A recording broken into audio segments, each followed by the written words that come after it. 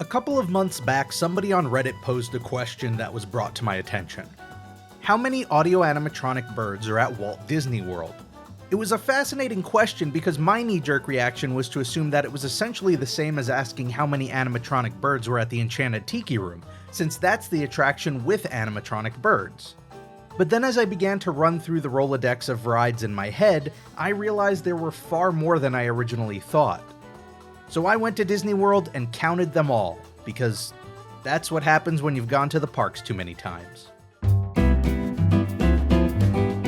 Okay, I don't want to be one of those channels that drags this out and hides the number you're looking for at the end of the video, so let's jump right to it. Walt Disney World has a total of 208 audio-animatronic birds across its 4 theme parks. So let's talk about how that breaks down. Unsurprisingly, the attraction with the most animatronic birds is the attraction all about birds, the Enchanted Tiki Room.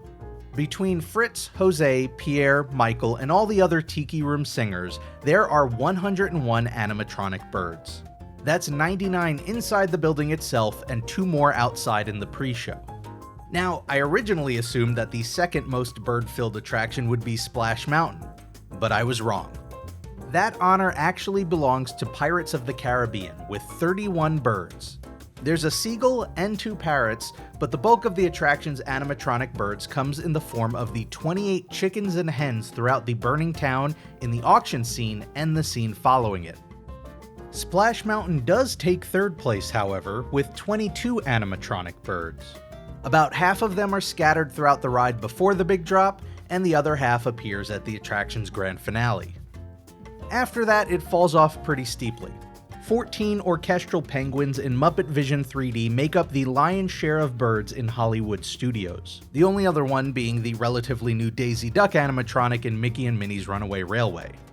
There's also Wheezy at the end of Slinky Dog Dash, but I guess whether or not you count him depends on how many levels in this birdception you really want to go down, because Wheezy isn't actually a penguin, he's a toy of a penguin. You know, you do you, but to me that doesn't count. Over in Epcot, Living with the Land takes the top spot with 11 animatronic birds, including 4 in the jungle scene and 7 in the farm scene. The Grand Fiesta Tour has 3, normally. Right now they're just cardboard cutouts, but in the spirit of optimism we're going to assume the animatronics are coming back one day, and so we'll count them. The Seas with Nemo and Friends itself has none, but stationed outside at the entrance are 3 of the birds from the film. Back in the Magic Kingdom, you've got 6 in Journey of the Little Mermaid, which includes 3 separate scuttles and a few ducks, and 5 in the Haunted Mansion in the form of some ravens and owls. Now, It's a Small World is where things get tricky. There are 54 bird figures on the ride. That said, a large majority of them either don't have any sound synced to their movement, or just don't move, which would disqualify them as animatronics. They'd more closely fall into the category of Jungle Cruise animals, which existed long before the Tiki Room, and were similarly never considered audio animatronics. I would personally argue that only 5 of the birds in Small World actually count as animatronics, and all 5 are the geese that can be found at both the beginning and the end of the ride. Over at the Carousel of Progress, there are 3 animatronic birds, all in the first scene of the show. The ones hidden outside of John's window are actually my favorite. They don't do anything spectacular, they're just more birds made to look and sound like birds, but they're so small and out of the spotlight that I imagine most guests miss it. The scene itself would have worked just as well if they just played the sound effect of birds, but Disney put the animatronics in there anyway. It's an attention to detail that I just can't help but appreciate. Big Thunder Mountain has a rooster in the flooded town you speed past. There are also 2 chickens, but they don't move.